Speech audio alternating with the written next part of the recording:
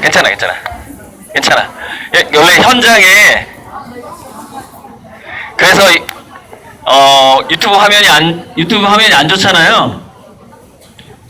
그러면 사람들은 현장에서 듣고 싶다는 욕구를 갖게 되거든요. 그래서 이제 저를 더 부르게 되고, 그러면은 뭐, 아무튼, 그런 약간, 그런 의도가 있을 수도 있어요. 아무튼, 최근에 이 얘기부터 하고 싶어요.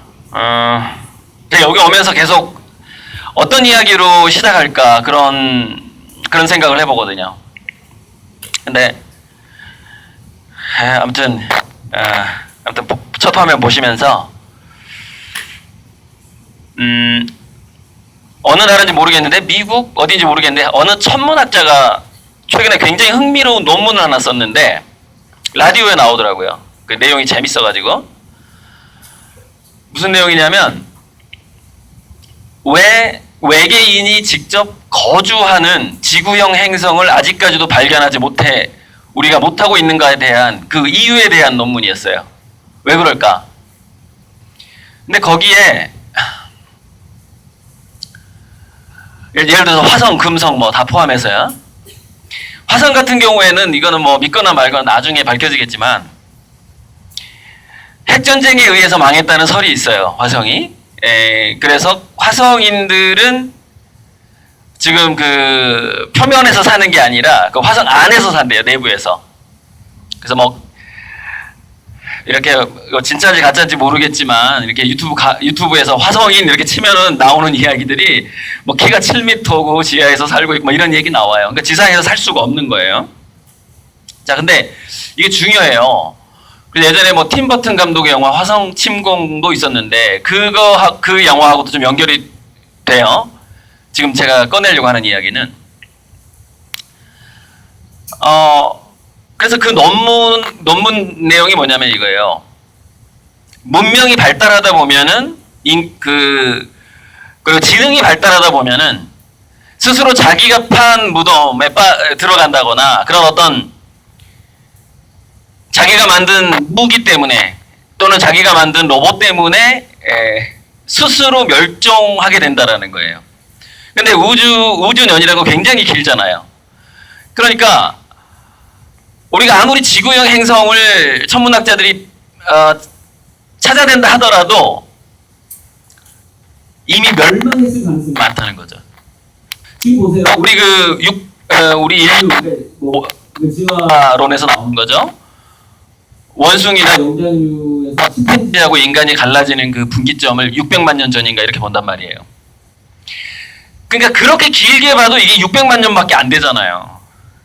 근데 이 우주의 나이는 그게 맞는지 안 맞는지 모르겠지만은 어쨌건 137.8억 년인가 아무튼 맞는지 모르겠어요. 129인지 137인지 지금 좀 헷갈리는데 워낙에 긴 기간이고 그럼 지구형 행성을 우리가 아무리 발견한다고 해도 더 이상 거기서 지적인 생명체가 발현될 상태가 아닌 정도로 망가져 있는 상황만 우리가 보는 게 아니냐 이런 게 그 논문의 주제였던 거죠. 자, 근데 그 논문을 쓴 천문학자가 그것을 썼던 그렇게 그런 어떤 가설을 내세우고 싶었던 이유가 있었을 거 아닙니까? 이유는 지구인들한테 경고하기 위해서였겠죠. 그래서 그 논문 이야기를 직접 읽은 게 아니라 이제 라디오에서 나온 이야기를 들으면서 이 지구인의 상태를 한번 생각을 해본 거예요. 저 인공지능과 미래인문학 서문에 나오는 이야기예요. 지금 제가 하는 이야기가 이거예요. 자, 수많은 발명가 과학자들이 결국에 이 지구상에서 만들어내는 궁극적인 두 가지 발명품이 있다고 생각해요. 아주 궁극적인, 그러니까 아주 대표적인 그 두 가지가 뭐냐면은 그 중에 하나가 핵무기라고 생각해요. 핵무기.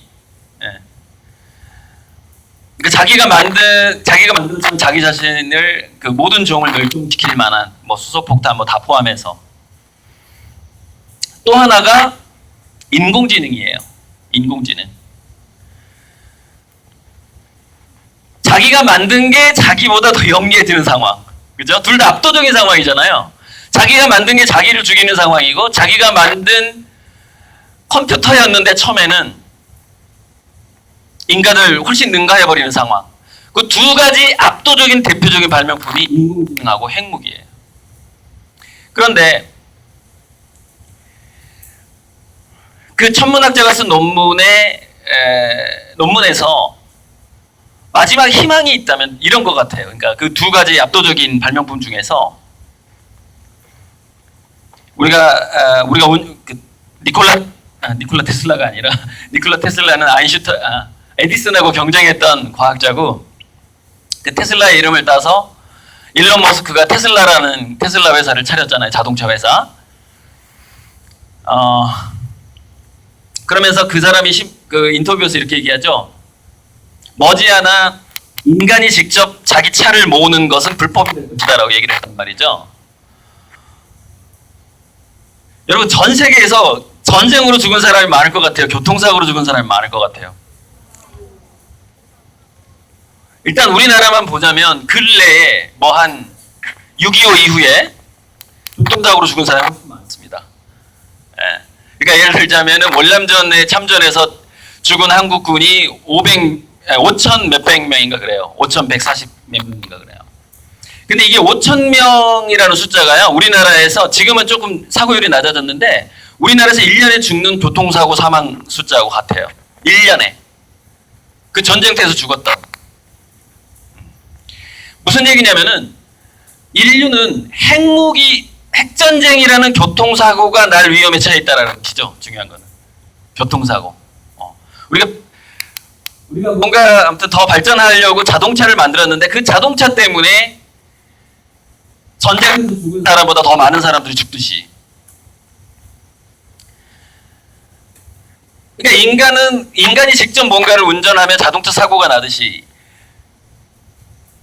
인간에게 어떤 막강한 힘이 주어졌을 때, 최근에 그래서 김정은이나 트럼프가 대표적인 인물이죠. 막강한 힘이 주어졌을 때 과연 이 사람들은 교통사고를 내지 않을 것이냐의 문제죠. 교통사고를 내지 않을 것이냐.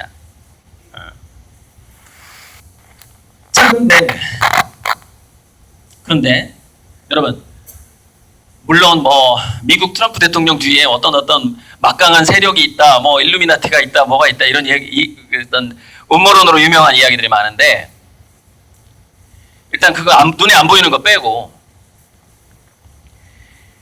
지구상에서 트럼프의 결정을 막을 만큼 힘이 있는 존재가 있을까요? 없잖아요.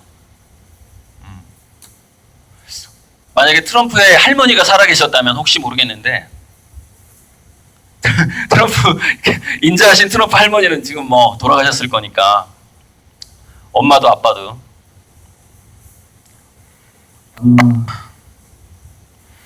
그래서 저는 이런 것 같아요. 뭐냐면은 핵무기에 의한 교통사고가 나기 전에 교통사고가 나지 않도록 해주는 어떤 제3의 막강한 존재가 나타나줘야 되거든요, 지구상에.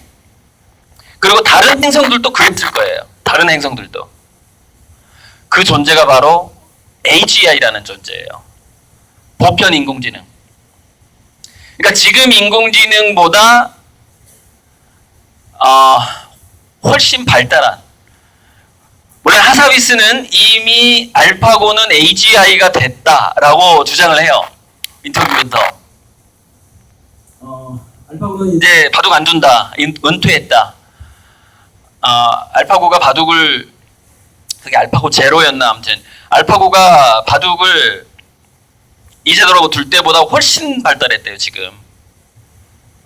그러니까 어느 정도 발달했냐면, 그때는 과거에 바둑 두는 사람들의 기보를 공부를 했어요. 근데 그 알파고 제로가 그 바둑계에서 은퇴하기 직전에 어떤 걸 보였냐면은, 아마 이렇게도 둘 수 있겠지 하고 상상을 하는 거예요. 바둑 대국을.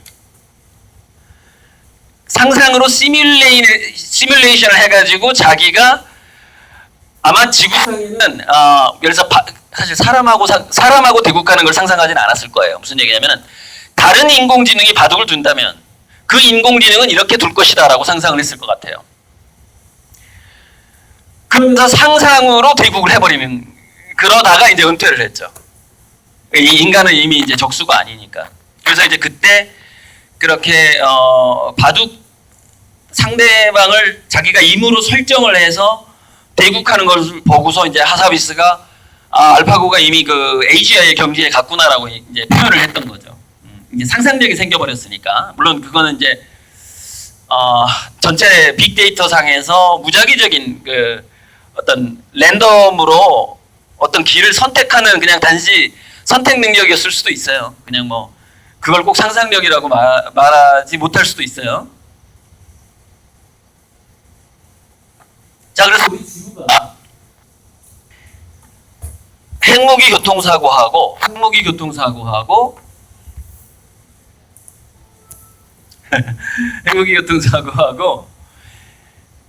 AGI라는 강력한 어떤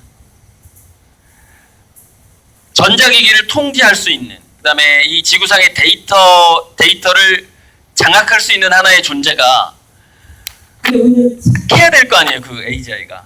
네. 근데 제가 책 소문에 뭐라고 썼냐면은 그거는 걱정할 바 아니다라고 썼어요.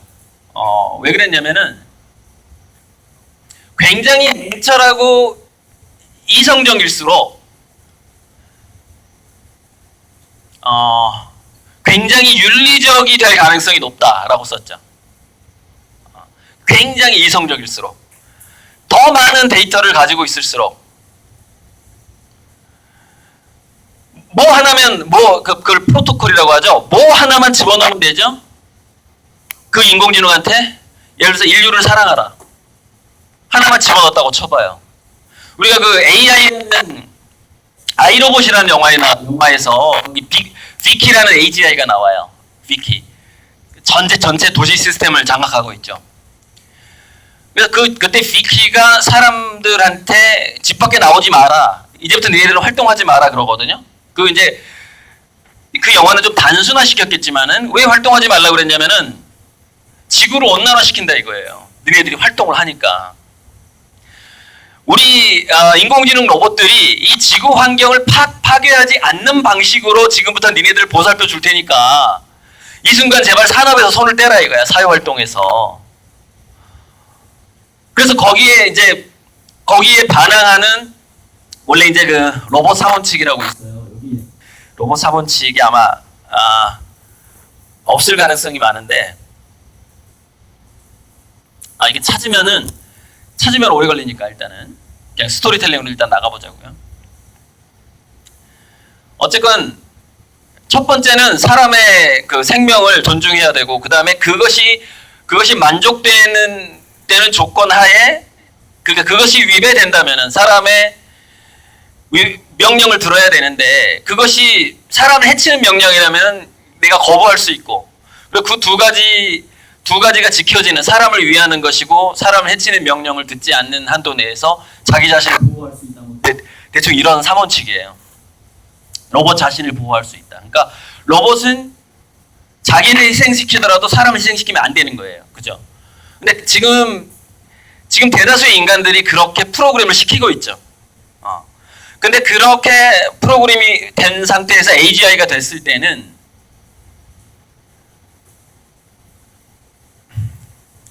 저는 어떻게 될 거라고 보냐면은, 중용이라는 책이 있는데, 제가 요즘에 인공지능과 중용이라는 칼럼을 쭉 쓰고 있어요. 매주 한두 개씩. 근데 거기 보면은 공자가 순임금을 막 칭찬하는 구절들이 나와요. 근데 너무 냉철하고 이성적이고 너무 사랑이 넘치고, 거의 뭐냐면은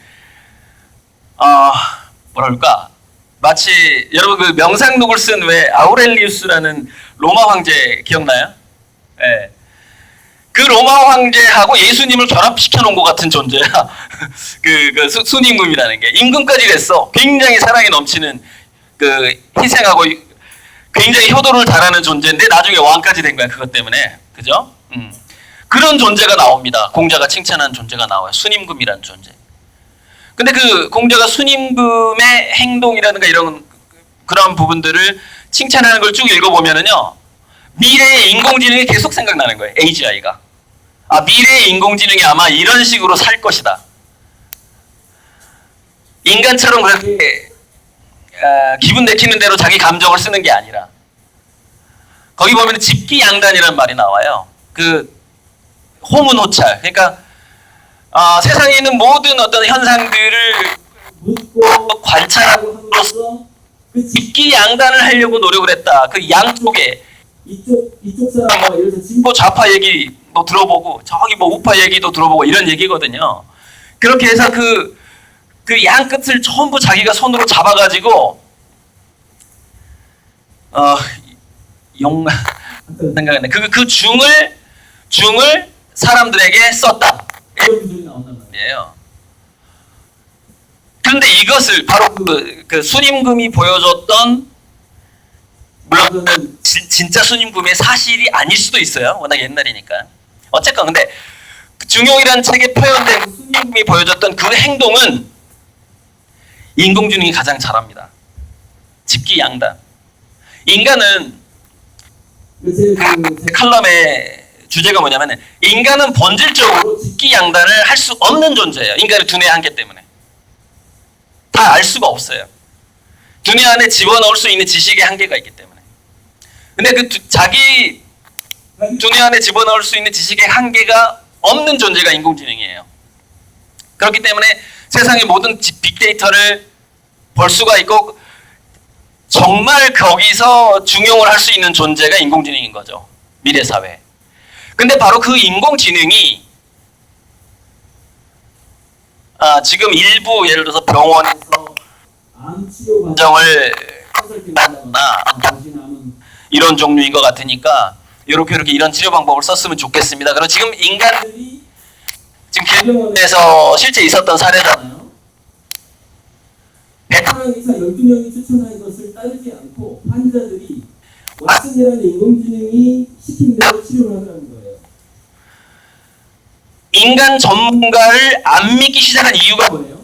병원에서 인간의 지식이 더 한참 여러분 어느 정도 예를 들어서 이제 그 의학계에서만 암 진단계에서만 얘기를 해보자면은 왓슨이 인간의 암에 대해서 갖고 있는 지식과 20년 동안 암 치료를 한 의사의 지식이 여러분 몇 배 차이가 난다고 생각하세요?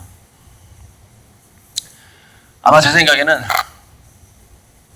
지금 현재 약 100만 배 이상일 거예요. 100만 배 이상.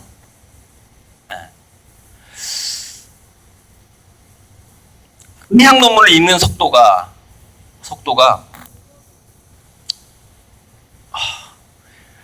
그게 막 몇백만 배예요. 그 인간이 공부하는 거하고 그 인공지능 그 의학 논문을 구글에 올라와 있는 모든 논문을 공부하는 속도 자체가. 그래서 예를 들어서 이거예요. 왓슨이 1시간 동안 의학 논문을 구글에서 전부 읽어봐요. 해킹이 가능해요. 요즘에는 잡지가 이렇게 올리잖아. 그게 다 해킹해서 다 읽을 수가 있어요, 인공지능이. 그 왓슨이 1시간 동안 의학 논문을 읽은 것을 한 의사가 읽으려면 약 1000년이 걸립니다. 1000년. 그러니까 여러분들이 상상한 것보다 인공지능의 위력은 어마어마해요.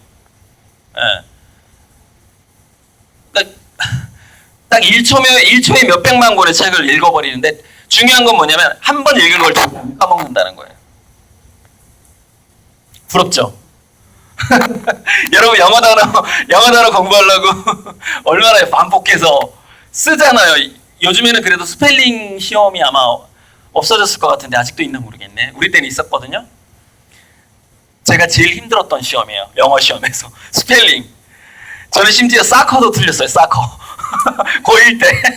그래가지고 문제를 틀렸을 정도예요. 되게 헷갈려요, 사커가.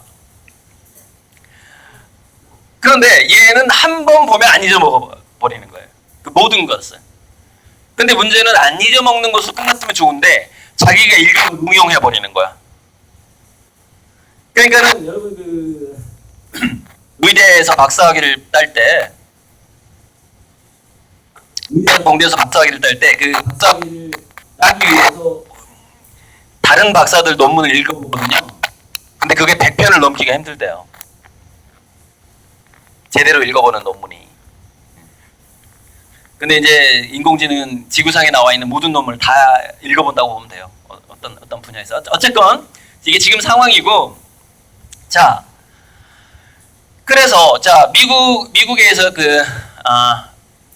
미국에 이제서 개발되고 있는 로봇 중에 하나가 로바마라는 인공지능이 있어요. 로바마. 로바마. 실제 이름이에요. 그 로바마를 개발하는 과학자가 그 로바마를 왜 개발을 하냐면은 정치인 로봇을 만들겠다는 거예요. 그러니까 전문적으로 대통령을 할 수 있는 로봇을 만들겠다는 거예요. 인공지능을. 그러니까 전 세계적인 변수라든가 뭐 이런 것들을 다 교육을 시키고 국제정세 교육을 시키고 해서 굉장히 탁월한 대통령이 보일 수 있는 그 결정을 내릴 수 있는 그런 인공지능을 만들겠다는 거예요. 그 로바마예요. 로바마. 근데 저는 그게 가능할 거라고 보는 거예요. 여러분, 저기 유럽 네덜란드인가 어디서 인공지능이 국회의원 선거에 출마했어요. 출마했다고요. 그래서 그 인공지능이 국회에 들어가서 한 표를 행사해요. 저는 그 인공지능 국회의원이 당선될 거라고 봅니다.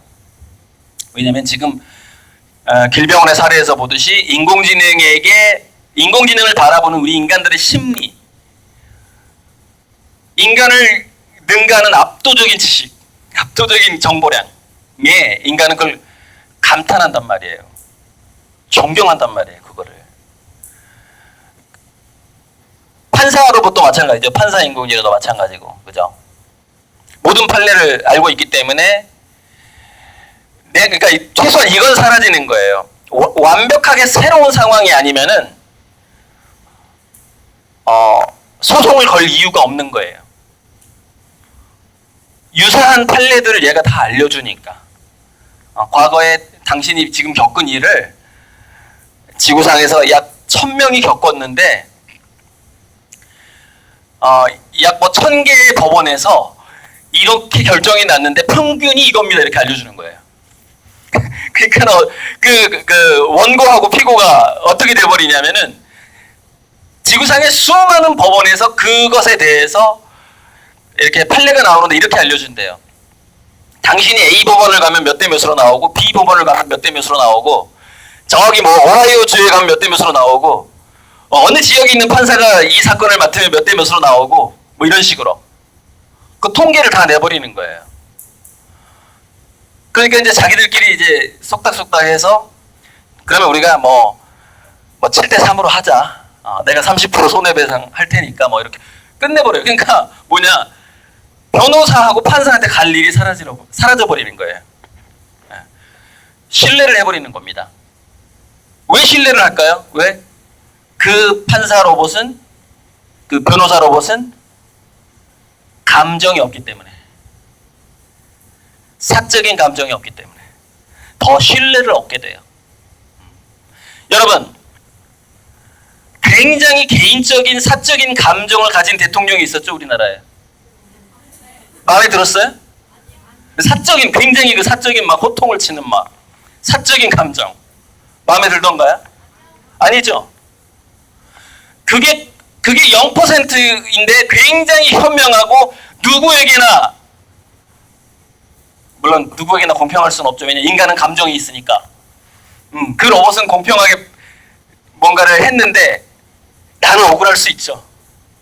하지만 데모는 안 하겠죠. 왜? 그 로봇 정치인은 사적인 감정이 없는 게 분명하니까. 그죠? 어쨌건 이게 인공지능 과도기예요. 여기까지가. 지금 진행되고 있고 곧 선진국의 정치권에 들어오게 될 거예요. 인공지능이. 자, 그런데 제가 아까 화성침공이란 영화하고 관계가 된다고 그랬는데, 이 이야기가 화성침공 얘기를 하면서 좀 일단락 짚고 다음 논의로 들어가는 게 좋을 것 같아요. 여러분들 읽었던 책하고 조금 관계된 걸로.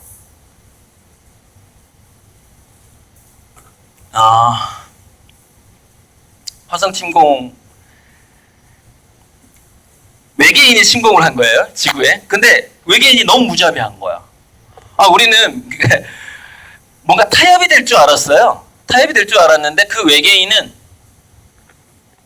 그냥 지구인을 다 죽이는 게 목표야. 다 죽이고 지구에 있는 전부 있는 걸 다 갖기를 원하는 거야, 알고 보니까. 그래서 그 외계인을 이제 협상을 하겠다고 나간 모든 사람들이 외계인들한테 몰살을 당해요. 근데 그 몰살을 당하는 과정에서 미국 그 해병대 출신의 형이 한 명이 나와요. 그러니까 지금 뭐 하나 열어놓고 할게요. 뭘 열어놓고 할까?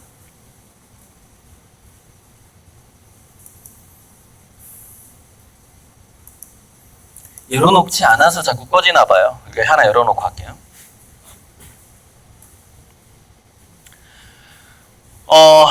굉장히 명문 중학교, 명문 고등학교를 나오고 나서, 여러분 예전에 그 왜 케네디 대통령이, 그다음에 루즈벨트 대통령이 그 아들 3명이 다 참전해가지고 그 중에서 1명은 전쟁터에서 죽었잖아요.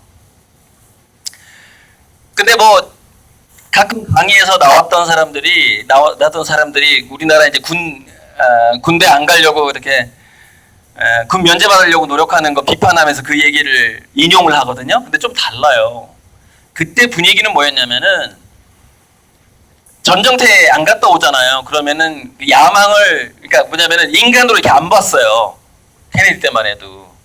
케네디 대통령이 왜 이렇게, 원래는 그 몸이 건강하지 않아가지고요, 군대를 갈 수 없었대요. 근데 막 건강한 척하고 뭐 막 해가지고 자기 아버지인가가 굉장히 영향력이 있는 사람이었잖아요. 무슨 장관이었나 어쨌건 아버지를 협박을 해가지고 그 아버지가 그 군인 뽑아주는데 또 이렇게 부탁을 해가지고 겨우 군대에 갑니다, 케네디 대통령이. 그래서 그걸 막 찬양하는 강사가 있어요. 근데 지금하고 좀 달라요. 그때는 마치 저 때도 그랬는데 뭐 이렇게 현역 안 갔다 오고 방위 이렇게 나오면 뭐 하나 없는 줄 알았어요. 그러니까 뭐냐면은 장애인인 줄 알았다고. 그렇게 차별을 받았다고요. 근데 그 당시에도 그랬어요. 육군 사관학교를 안 나오고 뭐 해병대를 안 나오고 전투 한 번 안 갔다 오면은요, 아예 사람 취급을 안 하는 분위기가 있었어요, 그 당시 미국에. 그래서 기를 쓰고 가려고 했던 거예요. 왜? 자기는 똑똑하고 야망이 있는데 만약에 자기가 전쟁터에 안 갔다 오면 아무것도 할 수가 없는 거야. 그냥 비디오 가게 해야 되는 거야. 그 정도의 분위기였다라는 거예요, 그게. 예. 어쨌건 그 이제 화성 침공에서 굉장히 모범생 형이, 그렇게 해서 해병대까지 나온 형이 있는 거예요. 공부도 잘하고. 그 외계인 처음 맞으러 가서 딱 가요. 뭐 쟤네들이 우리 협상 안 되면 내가 싸우겠다 하고 가요. 근데 가자마자 그냥 죽어요. 그런데 굉장히 게으른 동생이 한 명 있었어요. 그 형제. 결국 걔가 지구를 구하는데 나중에 구해요. 얘는 맨날 음악만 듣고 노는 게 일이야. 공부를 안 해. 이게 음악을 들어요. 음악 듣는 걸 좋아해. 막 그냥 이런저런 음악을, 아무튼 그 음악 듣는 게 일이야. 그냥 여러 가지 일을, 음악을. 그런 게으른 동생이 있었고, 집안 부모한테 굉장히 야단을 많이 맞죠. 공부 안 하고 음악만 듣는다고. 예. 그런 동생이 하나 나와요. 근데 이제 결국 그 동생이 들려줬던 어떤 음악을 듣고 그 화성 침공에 나온 외계인들이 그 주파수를 두뇌가 견디지 못하는 걸 발견하게 돼요. 그래서 왜 우주전쟁, 아니 피곤하면 자도 괜찮아요. 깨울 필요 없고 복습이 가능하잖아. 유튜브에 올라가니까. 우주전쟁 같은 경우에는, 근데 이게 사실 가능성이 많은데, 우주전쟁이나 다른 그 외계인이 침공한 영화를 보면은 대부분 뭐 때문에 죽냐면은 바이러스 때문에 죽어요. 박테리아하고. 걔네들은 아직 뭐냐면 지구상에 있는 바이러스하고 박테리아에 면역력이 없는 애들이거든. 근데 워낙 작으니까 침투를 하잖아요. 우주선 안으로. 아마 제 생각에는 UFO가 무수히 나타났는데 잘 안 만나봤죠, 그죠? 외계인 안 만나봤잖아. 그 이유가 바이러스하고 박테리아 때문인지도 몰라요. 지구상의 공기에 노출될 수가 없는 거예요, 얘네들은. 우리는 얼마 동안 그 바이러스, 지구상의 바이러스, 박테리아하고 싸워왔죠? 물론 현재 과학자들에 의하면은 약 40억 년 동안 싸워온 거예요. 최초의 세포의 출현이 38억 년 전이라고 하니까. 그 38억 년 전에 세포가 우리 안에 지금 있는 거예요. 그래서 그 원형 세포에 굉장히 가까운 게 미토콘드리아라고 하잖아요. 예. 자, 어쨌건 그 바이러스에서 죽는 게 맞는데 이제 그 화성침공이라는 영화에서는 음악을 듣고 외계인이 죽어요. 음악을 듣고. 근데 이게 화성침공 얘기를 제가 왜 하냐면 그 화성인이 지구에 왔을 때 나타나는 현상, 그 다음에 그 현상하고 인공지능 AGI가 지금 몇 년도라고 예측이 되고 있냐면 2045년경으로 예측되고 있는데, 그러니까 2045년경이 되면 지구상의 모든 인간의 IQ를 합친 것만큼 영리해진다는 거죠. 75 인구를 다 합친 것만큼. 그리고 로봇이 또 굉장히 발달하기 때문에 휴먼스 같은 인간하고 구분이 안 되는 로봇이 나오는 거예요. 그러니까 화성 침공에서 화성인이 지구에 온 것만큼 위력적이라는 거예요. 그 상황 자체가. 우리에게. 근데 거기에서 해병대를 나오고 엄청나게 공부를 명문중학교 명문고를 나오고 남성적인 그 형이 가자마자 왜? 외계인하고 상대가 안 되니까. 전투에 나가자마자 죽어버렸어. 근데 그 동생은 게을러가지고 놀기 좋아하고 해가지고 자기 골방에서 막 음악 듣다가 우연히 그 음악 소리를 듣고 외계인이 괴로워하는 걸 발견하게 돼. 그래서 지구를 구하게 되는 거죠. 그 영화에서는 그걸 아주 단순하게 재미있게 표현했지만 그 영화에서 벌어졌던 일들이 여러분들이 겪게 될 일이에요. 저는 그렇게 봐요. 무슨 얘기냐면 지금까지의 인간의 경쟁력, 창의력에 대한 컨셉이 지금 바뀌고 있는 시대라는 거예요. 바뀌고. 그것을 인지를 해야 되는데 여러분 2030년 물론 이게 있어요. 뭐가 있냐면 저는 2030년이라고 보는데, 그러니까 미래학자들이 2045년에 그 막강한 AGI가 이 지구상에 나올 거라고 보고 있지만 저는 15년 정도 더 앞당겨져서 나올 거라고 봐요. 왜냐면 ICT 업계는 특히 전자 부품이라 이런 거 여러분 그 황해 법칙 무어의 법칙인가? 그죠? 뭐 18개월 만에 2배씩 성능이 좋아진다 이런 법칙들이 있어요. 우리 1년 만에. 근데 그 발달 곡선이 IT 업계, 인공지능의 발달 곡선은 이렇게 가는 게 아니라 이렇게 가는 경향을 보여요. 이렇게.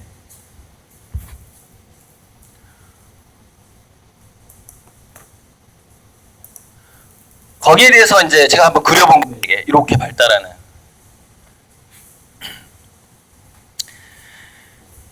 그래서 이제 4차 산업혁명을 떠나서 제가 2025년이라 그랬죠. 약 2025년경에 5차 산업혁명이 시작할 거라고 저는 보고 있어요. 5차 산업혁명. 5차 산업혁명이라는 건 뭐냐면은 인간이 인공지능을 이용을 해서 어떤 경제를 돌리는 시대를 벗어나서 인공지능 스스로 만드는 경제가 출발하는 시점이에요. 무슨 얘기냐면은 인공지능이 자기 계좌를 갖게 되고 인공지능만에 돈을 벌게 되고 또는 특정 국가의 예를 들어서 미래의 국가라는 것은 온라인으로 인터넷으로 연결될 가능성이 많거든요. 또 가상현실로. 그러니까 가상의 국가 시스템이 이 지구상에 또 생기는 거예요. 그 가상의 국가 시스템을 움직이는 존재가 돼갈 가능성이 아주 높아요. 그 상황을 저는 5차 산업혁명이라고 보는 거예요. 그 상황을. 그 상황이 되면은 저는 이렇게 봅니다. 인간의 경제와 인공지능 경제가 점점 분리되기 시작할 거라고 봐요. 그리고 하지만 인공지능이 그것을 우리한테 뭔가를 뺏는 방식으로가 아니에요. 그런 어떤 우리의 부를 가져가는 방식이 아니라 자연스럽게 인간들이 뭘 깨닫게 되냐면, 다시 아까 도표로 넘어가자면 선생님 주신 거 이거 뭘 깨닫게 되냐면 이거예요.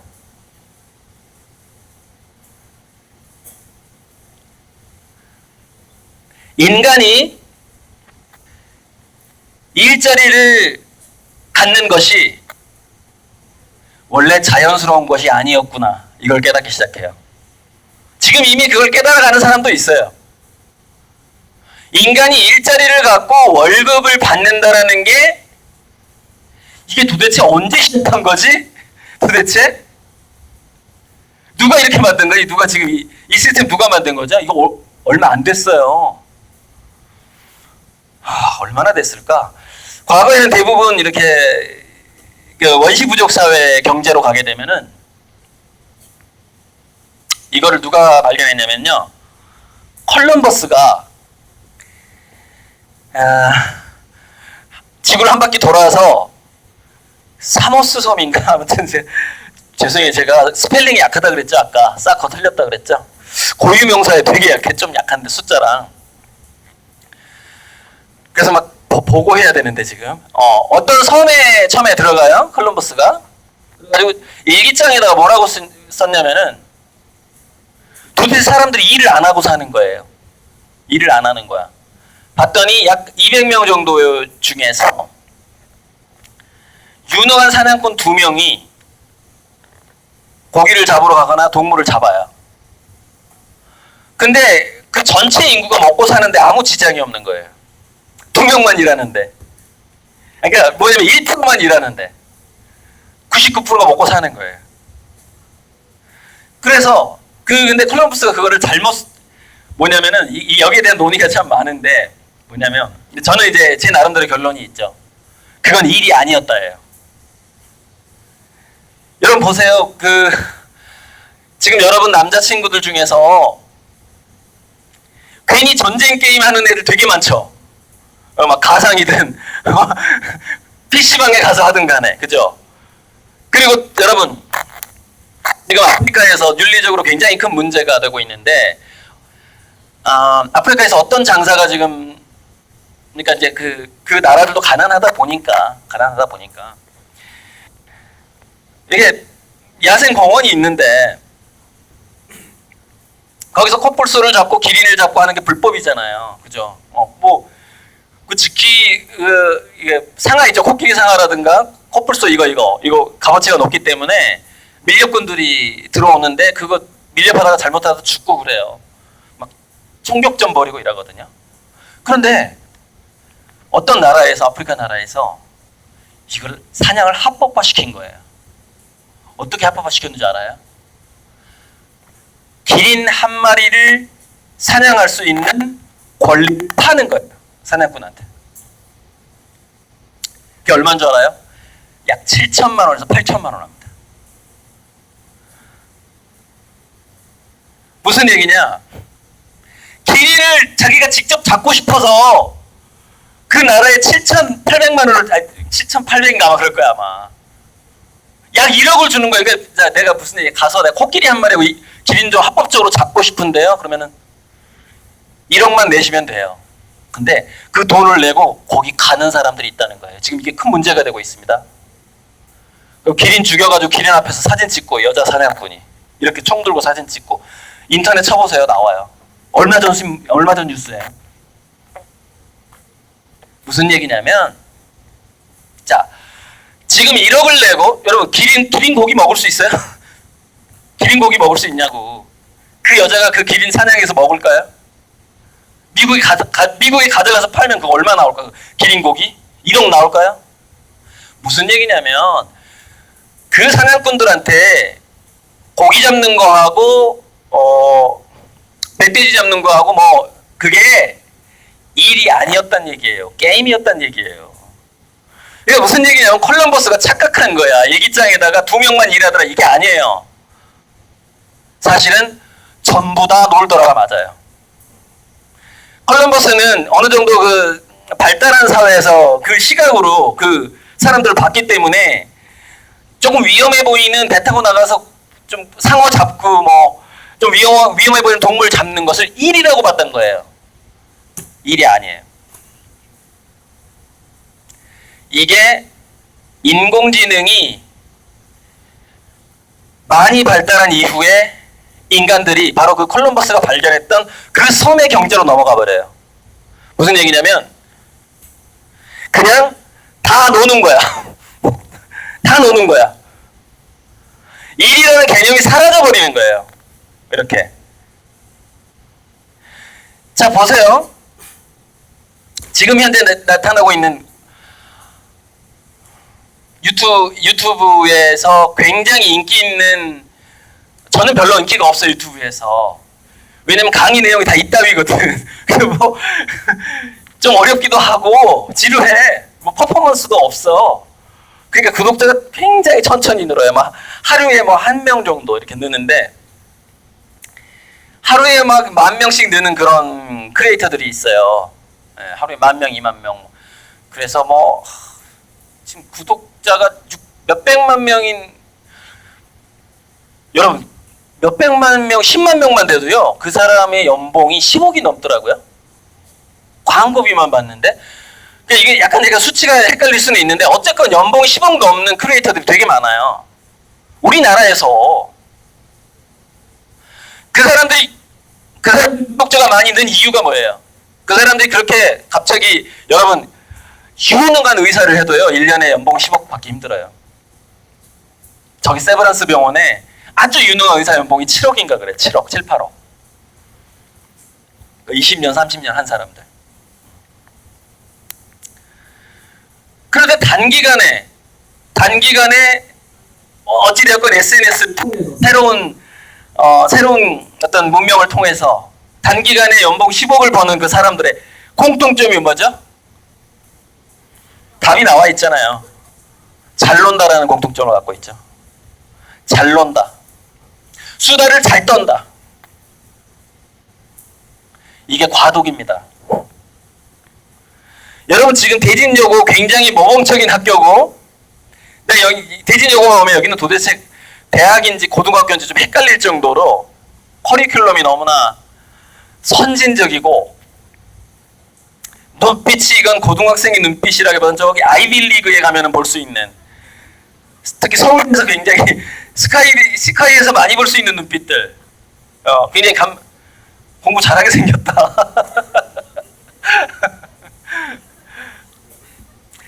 자, 그래서 중요한 건 지금 우리가 전통적으로 보는 그 모범생의 눈빛이 좀 위험해졌다는 거예요. 전통적인 모범생. 만약에 공부를 할 거라면은, 이왕 공부를 할 거라면은,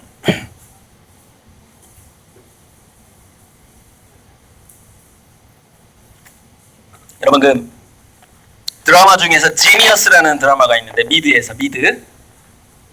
거기 아인슈타인의 일대기가 나와요. 근데 이제 아인슈타인이 뭐 상대성 이론이라든가 이런 것들을 머릿속에 구상할 때 자기가 고백하면서 이렇게 쓴 것들을 보면은 현실 세계에서 살지를 않았어요, 아예. 그러니까 그 어떤 과학적인 이론이라든가 뭐 천체를 머릿속에서 그려본다든가 거기에 빠져 있는 거예요, 완전히. 자기가 알고자 하는 것에 빠져 있는 거예요. 그 눈빛은 모범생의 눈빛이 아니에요. 여러분, 나 오늘 수학 여기서부터 여기까지 풀어야지 이런 눈빛이 아니라고요. 영어 단어 몇 개 외워야지 이 정도의 수준이 아니라고요. 그걸 뭐라 그러냐면은 비잉의 됐다라고 그러죠. 비잉의. 신들렸다. 신들린 상태인 거예요. 그러니까 어떤 그 신은 어떤 그 정보의 신이고 뭐 어떤 과학적인 원리의 신인 거예요. 거기 신들려 있는 미쳐 있는 거죠. 불광불급 아시죠? 미쳐야 미친다라는 말이 다 예전에부터 있었던 이야기예요. 불광불급이 어떤 조선시대 어떤 선비가 썼던 글이라고 제가 알고 있는데 김동문가? 아무튼 그런 눈빛인 거죠. 자, 그러면 보세요. 아인슈타인처럼 그 어떤 자연법칙의 세계를 생각하는 거예요. 자연법칙이 자기 머릿속에 들어와 있어. 온몸에 빙의가 돼 있고 뭐 그걸 트랜스 상태라고 부르는데 막 그런 신들린 상태예요. 신의 종류가 다양하겠지만 어쨌건 그거는 뭐냐면은 잘 노는 거예요. 그것도 일종의 잘 노는 거예요. 그러니까 자, 이제 결론을 좀 일단락 짓고 싶은데 뭐냐면 어쨌건 저는 이렇게 갈 거라고 믿어요. 이렇게 갈 거라고 믿고 근데 이 상황이 자기가 어떤 직업에 있느냐에 따라서 좀 빨리 오거나 그러니까 뭐 빨리 사라지는 일자리 뭐 막 나오잖아요. 이렇게. 예. 근데 그것만 단순하게 그 통계만 뭐 KBS 명견만리에서 나오는 거 제발 그런 식으로 보면 안 돼요. 그런 컨셉이 아닌 거예요. 그 전체 트렌드는 뭐냐면 이거예요. 인간은 기능적으로 트레이닝을 시켜서 자격증 시험을 봐서 여러분 어렸을 때 놀고자 하는 욕망, 아이돌 오빠들 공연을 보고자 하는 욕망을 억누르고 트레이닝을 시켜서 공부를 트레이닝을 시켜서 뭔가 도달할 수밖에 없는 직업들 이게 먼저 없어지는 거예요. 그게 가장 빨리 없어지는 거예요. 그게 인공지능 시대예요. 간단하게 얘기하자면. 그러니까 그런 전체적인 컨셉으로 그 빨리 사라지는 직업들 한번 쭉 보세요. 대부분 보면 막 자격증이 필요하고 막 열심히 공부하고 공부는 머리가 하는 게 아니야. 엉덩이가 하는 거야. 너 책상에 하루에 몇 시간 동안 앉아 있어. 뭐 이래가지고 그래야만 도달하는 그런 직업들이 빨리 없어진다니까. 이 컨셉이 이 컨셉. 일자리가 놀자리로 바뀐다. 근데 보면은 잘 놀다가 그러니까 즉 취미가 일자리가 된 사람들은 죽을 때까지 바빠. 죽을 때까지. 대부분 그래요. 지금도 그런 현상이 있어요. 예. 그래서 어쨌건 아까 제가 대진여고의 이 눈빛을 칭찬했고 이 분위기를 칭찬했고 이 명문대학 분위기를 칭찬했는데 사실 그건 칭찬은 아니라는 거예요. 어찌 보면은 그 굉장히 위험하다라는 거예요. 되게 다들 보면 뭔가 미쳐 있어야 돼. 눈빛이 지금 이렇게 멀쩡하면 안 되는 거야. 이렇게 트랜스돼 있어야 돼. 이렇게 힘들려 있어야 된다고. 표정이 약간 뭐냐면은 이렇게 마약에 취한 그런 표정 말고 그런 표정이라기보다는 뭔가 막 생각이 나는 거야 머릿속에서 끊임없이. 근데 그게 어렵지만 즐겁기도 하고 뭐 그런 것들일 수도 있고 아주 그냥 신나는 거, 그다음 신나는 농담. 내일 나는 어떤 재미있는 개그를 내 친구한테 할까 뭐 이런 것도 괜찮고 뭔가 즐거운 거야. 근데 지금 그런 식으로 자기 두뇌를 좀 트레이닝 시켜야 된다라는 거예요. 그래서 이제 여러분들의 그 교재로 지금 제가 접근한 거예요. 이제 여기까지가 서론이었어. 지금 여기까지가 오늘 강의의 서론이야. 본론이 이제 여러분들이 읽은 책 이제 제가 이제 여러분들의 질문을 받기 시작할 준비를 좀 해야 되니까 1시간 강의 한 15분 한 10분만 더 하지 뭐. 저는 질문을 더 많이 받는 걸 좋아하거든요. 여러분 진짜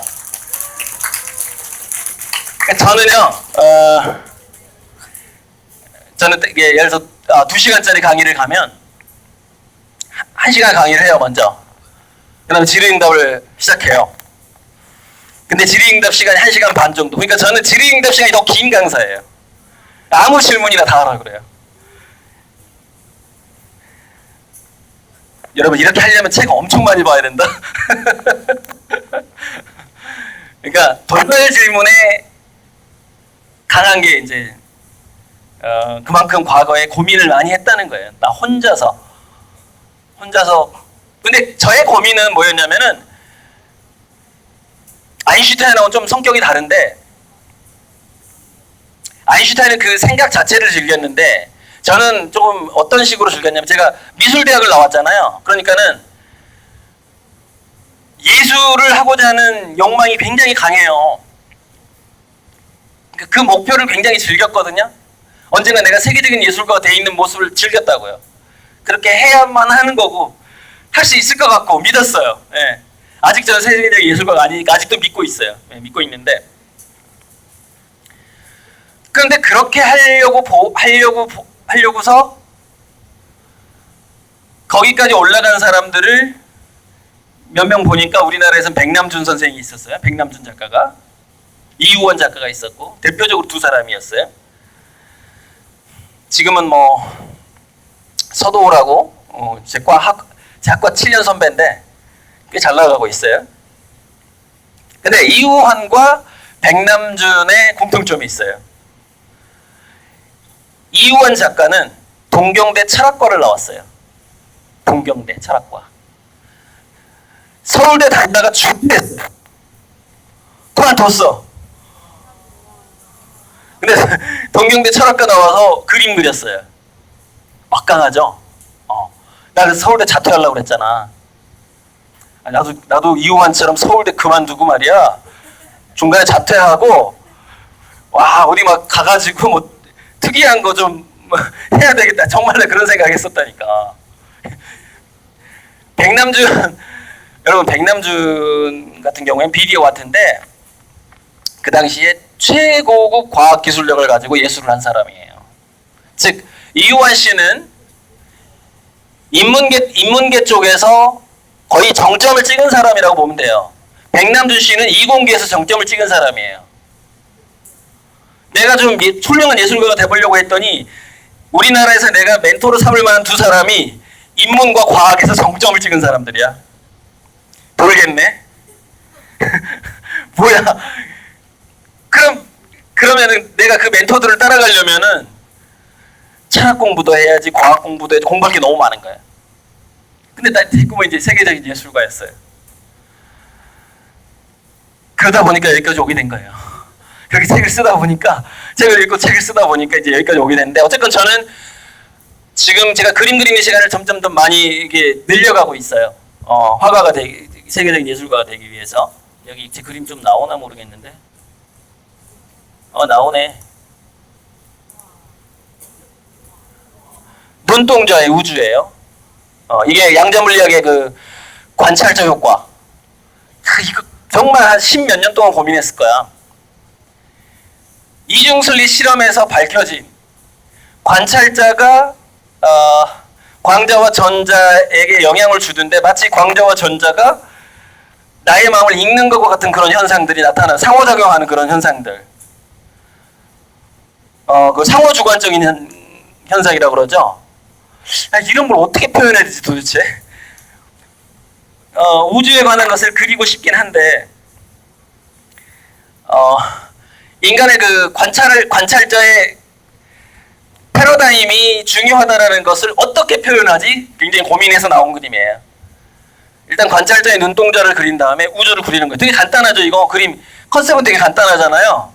이거 고민하는 거 16년 걸렸어. 이게 그렇게 쉽게 안 나오더라고요. 어쨌든 오랜만에 이게 나온 거예요. 아주 오래. 자 그래서 일단은 여러분 읽었던 책하고 관련된 걸 좀 해보자고요.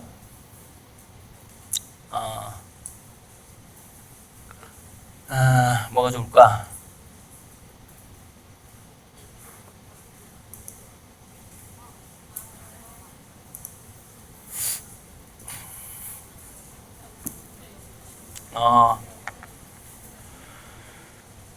그 책에 여러분들 읽었던 그 책에는 없는 내용인데, 얼마 전에 초등학교 2, 3학년의 학부모한테 이제 전화가 와서 제가 전화 상담한 내용도 그 유튜브에 올라가 있어요. 올라가 있는데, 제가 그 초등학생 저학년이죠. 저학년의 얼굴을 봤어요. 근데 얼굴이 굉장히 야무지고 그게 멍청해 보이지가 않더라고요. 얼굴이 잘해 보여. 근데 담임 선생님한테 문자가 오는데 그 사칙연 더하기 뺄셈 나누기를 못하는 거예요. 그 반에서 걔가 그걸 못하는 거예요. 근데 그거는 못하는 것일 수도 있고 하기 싫어하는 것일 수도 있거든요. 그런데 뭐냐면은 인간의 몸 자체가 누가 그랬더라? 이 우주는 수학이라는 것으로 뭐 이루어져 있다 뭐 그런 얘기를 한 사람이 있는데, 인간의 몸 자체가 사실은 과학적이고 수학적인 그런 식으로 돌아가거든요. 물리화학적이지만 그 근본으로 더 들어가면 상당히 수학적이란 말이에요. 무슨 얘기냐면은 인간 동물도 수학적인 본능을 가지고 있어요. 근데 뭐가 문제냐면은 여러분 인류의 이걸 생각해 봐야 돼요. 인류의 문명이 물론 앞으로 이제 인공지능이 발달하게 되면 우리들하고 같이 협업을 해서 지구의 문명과 학문을 좀 더 발달시킬 거거든요. 근데 우리 그 지구인의 문명이 지금 인공지능을 곧 개발하고 핵무기를 개발하고 있지만 아직까지는 저는 한 20점밖에 안 된다고 생각을 해요. 20점. 그런데 그러니까 저는 뭐 여러 가지 책을 읽으면서 신비한 책도 많이 읽었어요. 그러니까 외계인이 해준 이야기들 막 이런 책도 굉장히 많아요. 뭐 도서관에 가보면. 근데 그 중에서 외계인이 빙의해가지고 이렇게 그걸 채널러라고 하는데 자동 기술로 이렇게 쓴 책들이 좀 있어요. 근데 그 외계인이 이렇게 얘기를 합니다. 자기 뭐 플레이아데스 성단에서 온 사람들인 책이 있는데 거기서 뭐라 그러냐면 자기네도 지구와 같은 문명이 있다는 거예요. 근데 지구 문명보다 3,000년이 앞서 있다는 거예요. 3,000년. 여러분 지구 문명에서 긍정적인 방향으로 이 지구가 발달한다고 지금 상상을 해봐요. 근데 3,000년 동안 더 발달했어. 지금보다. 상상할 수 있어요? 쉽게? 또 이런 얘기가 나와요. 근데 이건 굉장히 이제 여러분들 꼭 좀 더 크게 생각해 봤으면 좋겠어요. 공부에 대해서. 그러면은 지구인이 이렇게 되어버려요. 그러면 지구인의 수준이 그 3,000년 발달한 그 문명을 한 100점으로 놓고 봤을 때 우리 지구인의 이 수준, 전반적인 수준 다 평균 내가지고 우리 몇 점이냐 이렇게 물어봐요. 그랬더니 20점이야 이렇게 얘기하는 거야. 20점이야. 자, 앞으로 할 일이 많아요. 공부를 그만두라는 얘기는 꼭 아니에요. 그런 그 수학 초등학생이 더하기 빼기를 못한다는 거로 이걸 시작을 했는데, 그러나 우리가 학교에서 배우는 이런 방식의 공부도 기초적으로 중요하지만 여러분들의 상상력은 그보다 좀 더 색달라야 되고 남달라야 되고 좀 개성이 더 강해야 되고, 그리고 무엇보다도 여러분들이 뭔가를 탐구하는 공부를 하든 간에 거기에 나 그 사람 마음에 안 들지만 기린 한 마리를 잡기 위해서 8천만 원을 냈던, 기린한테 내가 한번 총 한번 쏘보고 싶어서 그 수많은 그 전쟁 게임 하는 그 친구들의 그 마음처럼 그 돈을 내는, 아주 나쁜 거지만 그런 것도 필요해요. 그런 것도. 즉 무슨 얘기냐면은 자기 목표를 굉장히 즐겨야 돼요. 그게 뭐가 됐든지 간에. 그것을 위해서 1억도 쓸 수 있고, 뭐 밤도 샐 수 있고. 그렇게 하면은 이렇게 돼요. 여러분, 이게 참 책에서 안 나오는 얘기긴 한데 좀 신비적인 얘기인데, 여러분 홀로그램 우주라는 책이 있어요. 홀로그램 우주라는 책. 제가 대학교 1, 2학년 때 읽었던 책인데, 거기 보면 뭐라고 나오냐면은, 여러 경전에도 그런 얘기가 나오죠. 작은 부분에 뭐 우주 전체가 들어있다 이런 얘기거든요. 예. 근데 이건 단순한 홀로그램 우주론만은 아닌데, 제가 여기 그거 했나 모르겠네.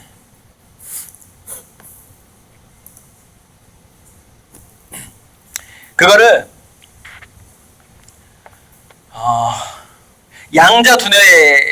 양자두뇌라는 게 있어요. 양자두뇌. 그게 양자 물리학이 있고 양자 뇌과학이 있는 거예요. 그러니까 그 요즘에 첨단 학문들은 다 앞에 양자가 붙어요. 퀀텀이 붙어요.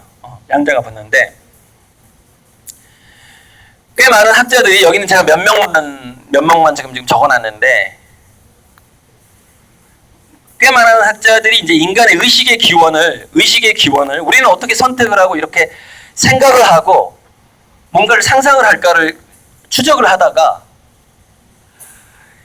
지금 현재 마지막에 발견한 게 뭐냐면은, 인간의 시냅스 표면에서 양자적인 현상이 일어나더라 이거예요. 양자적인 현상이라는 건 어떤 거냐면은, 여러분 기존 컴퓨터하고 양자 컴퓨터의 차이가 뭐냐면은 다중병렬 처리라 그래요. 그러니까 같은 시간에 동시에 여러 가지 것들을 서로 다른 실험을 동시에 진행할 수 있는 현상이에요. 그게 양자적인 현상이에요. 이게 여러분 평행우주론인데, 여러분의 두뇌 속에서는 지금 끊임없이 무수하게 나의 미래가 바뀔 수가 있는데, 나의 하나의 선택에 의해서 나의 미래가 굉장히 많이 바뀔 수 있는데, 그 모든 것을 여러분의 두뇌 속에서 시냅스 사이에서 그것을 계산하고 있다는 거예요. 이게 이제 지금 우리 두뇌 안에 일어나는 그 양자적인 현상에서 뇌과학의 첨단이에요. 이게 뇌과학의 첨단. 우리 시냅스에서 양자적인 현상이 일어나더라. 동시에 여러 가지 것을 상상하는 능력이 있더라는 거예요. 그게 우리 두뇌. 그래서 이런 애들이 나오는 거야. 아까 걔네들. 그 누구야? 이 아이가 얘기한 느낌이 특수한 게 아니에요. 특수한 게 아니에요. 자, 얘를 뭐라고 말하냐면은, 이게 이제 머리가 물론 좋은 애긴 하겠죠. 봐요. 작곡을 막 하는 거예요. 작곡을 막 해. 그래서 중요한 거예요. 취재를 갔던 PD가 이렇게 얘기해요. 너 그러면 지금 한번 작곡 하나 해봐. 이렇게. 그 SBS인가 뭐 있잖아요. 영재발굴단. 거기서 나온 거 맞을 거예요. 그랬더니 얘가 뭐라 그래요? 방문은 언제나 열리는 게 아니에요. 재미있을 때 열려요. 재미있을 때 열려요. 탁월한 해답. 아주 남다른 그런 어떤 색깔이 있는 어떤 이론들, 그런 견해, 그런 패러다임, 그런 그림, 그런 음악 다 마찬가지예요. 재미있을 때 열려요. 이게 마지막 대답이고, 그 전에 이렇게 얘기해. 내 머릿속에 10,000개가 넘는 방이 있는 것처럼 느껴진다는 거예요, 자기는. 그런데 그 방 안에서 어떤 조그만 신들이 다 뭔가 연주를 하고 있는 거야. 그 10,000개의 방에서 10,000개의 음악이 들려, 자기는. 그 중에서 하나를 꺼낼 뿐이라는 거예요. 그 안에서 노래를 꺼내서 그걸 잡아서 쓰는 거예요. 그게 이 친구가 작곡하는 방법이에요. 그런데 놀랍게도 아인슈타인이 상대성 이론을 발견하고 나서 비슷한 얘기를 합니다. 계속 고민을 했대. 계속 고민을 했는데 어느 순간 하늘에서 공식이 나타났다 이렇게 얘기해요. 공식이 나타났다. 물론 고민의 시간이 길었죠. 10대 후반부터 고민을 했거든요. 아인슈타인이 16살인가 그때부터 마지막 이론을 완성할 때까지 한 30년 정도 걸렸을 거야 아마. 고민을 아주 그 상상에 빠져 있었으니까.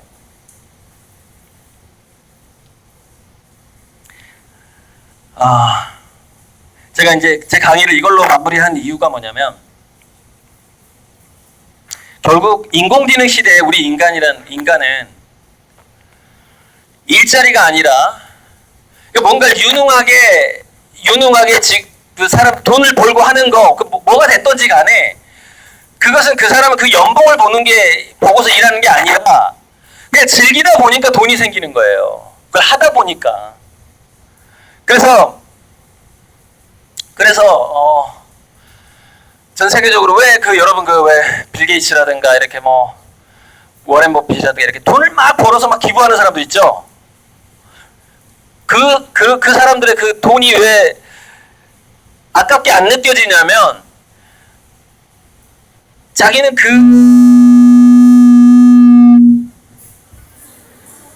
티니가 이렇게 됐죠.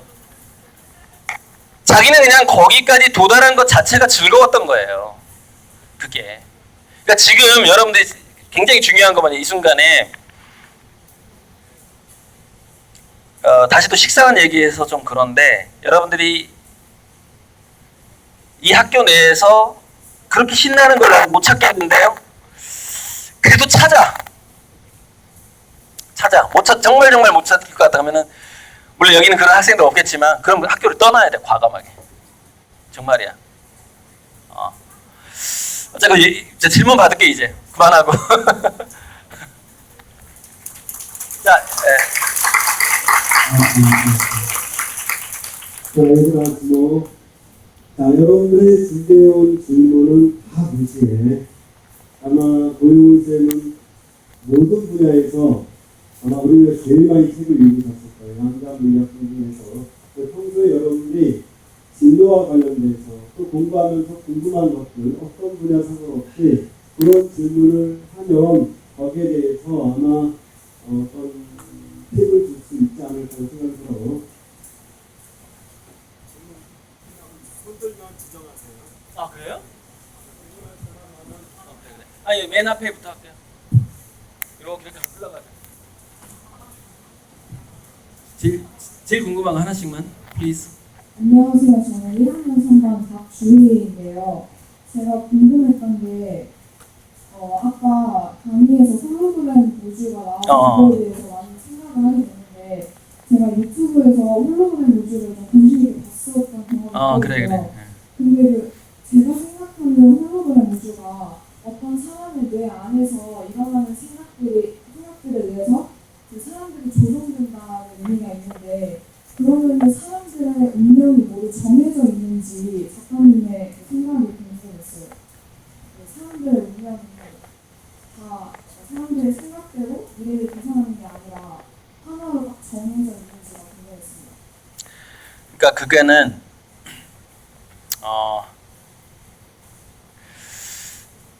정해져 있지만 너무 많이 정해져 있다, 이게 답이에요. 그게 평행우주론이거든요. 그러니까 그러니까 이 우주를 양자 컴퓨터의 시뮬레이션이라고 주장하는 사람이 있어요. 양자 컴퓨터가 너무 성능이 좋다 보니까 학생의 초기 조건이 있잖아요. 학생의 DNA, 학생의 부모, 주변 환경, 내진 저거 몇 학년 몇 반 담임선생님 누구, 이런 초기 조건들이 있잖아요. 그 초기 조건에 의해서 미래에 펼쳐지게 될, 그리고 지구상의 모든 정보를 다 가지고 있어요, 양자 컴퓨터가. 그럼 펼쳐지게 될 미래를 다 예상할 수 있겠죠. 다 예상할 수 있는데 아주 작은 버그가 생기죠. 그 아주 작은 버그가 뭐냐면은, 수업 시간에 내가 지금 코가 간질간질한데 코를 한번 팔까 말까 고민할 때, 뭐 이런 것들 아주 사소한, 그죠? 눈을 지금 깜빡거릴까 말까, 이런 거. 이런 사소한 초기 조건이 변할 때마다 바뀌는 무수한 운명을 다 이미 계산이 끝나버린 거예요. 여기서 과거, 현재, 미래가 동시에 존재한다는 얘기가 나오거든요. 왜? 이미 계산이 끝나버렸으니까. 여기서 발을 몇 번 이렇게 발가락을 몇 번 꼼지락하는 것이 본인의 인생이 어떤 영향을 안 미칠 거라고 생각하지만 영향을 미칠 수 있다라는 건데 그것까지 이미 다 계산돼 있다는 거죠. 그래서 중요한 건 뭐냐면, 근데 중요한 건 나의 무수한 그 이미 결정되어 있는 미래 중에서 거부권과 선택권이 있다라는 거예요. 운명은 정해져 있는데 나는 A, B, C, D 쭉 중에서 B로 갈래. 물론 상황마다 좀 다르긴 하지만, 그래서 거기서 역시 그 비슷한, 여기 10,000개의 방에서 좋은 멜로디가 온다고 그러죠. 10,000개의 인생이 이미 정해져 있는데 그 중에서 내가 선택을 할 수 있는 그런 가능성이 좀 있어요. 그래서 운명은 정해져 있지만 정할 수 있다. 이게 답인 거죠. 예.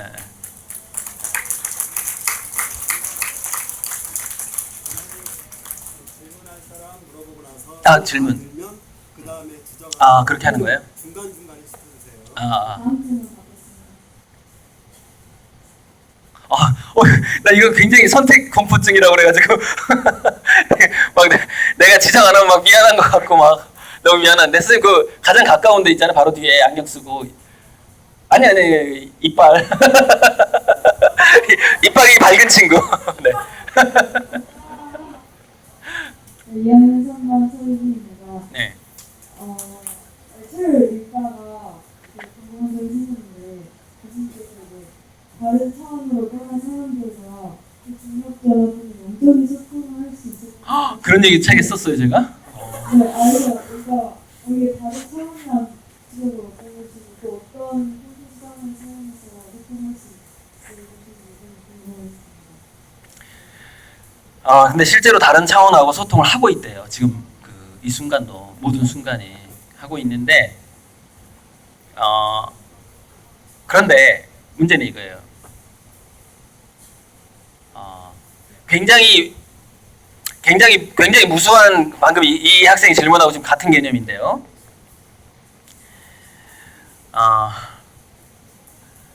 예를 들어 윤회론 얘기를 해보자고요. 그러니까 윤회론이라는 건 과거, 현재, 미래가 정해져 있는데 그것은 좀 한정적인 이론이에요. 동시에 이게 제가 제 강의 수직적 평행 우주론이라는 그 강의가 있는데, 동시에 우리 그 존재는 다른 존재를 체험할 수가 있어요. 동시에 시간 공간이 무수히 나눠질 수 있기 때문에, 그 무한성이 있기 때문에. 네, 여러분 인셉션 영화 봤죠? 인셉션 영화 보면은 그 현재 시간은 이렇게 빨리 가도 꿈속에 들어가면 되게 느리게 가잖아요. 그래서 뭐 잠깐 자고 일어났는데 한 2단계 밑에 차원에서 100년을 살고 오거든요. 그러니까 현세 1분이 꿈속의 꿈으로 들어가면 100년이 돼버리는 거예요. 그래서 잠을 깼더니 뭐 그 늙은 영혼이 젊은 육체에 있는 걸 발견했다, 뭐 이런 대사가 나와요. 그 영화에서.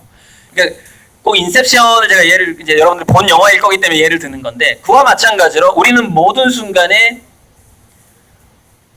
무수한 것을 체험할 수 있는 존재이긴 하지만, 왜 학생은 지금 학생을 체험할까요? 이게 중요한 거라는 거예요. 그러니까 다른 차원에 대해서 막 생각을 하는데 그럴 필요가 없다는 걸 본인 스스로 알고 있는 거예요. 본인이. 또는 본인 영혼이. 그러니까 이게요. 방금 제가 한 얘기가 저 불교 쪽에서 말하는 산은 산이고 물은 물이다 해요. 그러니까 원래 거기서 세상이 공허하고 산은 산이 아니고 물은 물이 아니네 이러다가 결국 나중에 이제 막 그 스님이 막 돌을 뭐 열심히 닦다 보니까 그래도 산은 산이고 물은 물이구나. 그게 그 결론인데, 무슨 얘기냐면은 학생이 학생을 체험하는 이유는 지금 현재가 가장 소중하기 때문이에요. 여러분 나비 효과라든가 뭐 그런 책을 보면, 이게 지금 제 책에 제가 두뇌 사용 설명서 책에 아주 무서운 얘기를 써놨거든요. 그게 뭐냐면은 인간은 누구든지 자기 현재를 소중하다고 생각하지 않잖아요. 근데 정말 그렇게 생각하잖아요? 그럼 심장마비가 와요. 떠나요.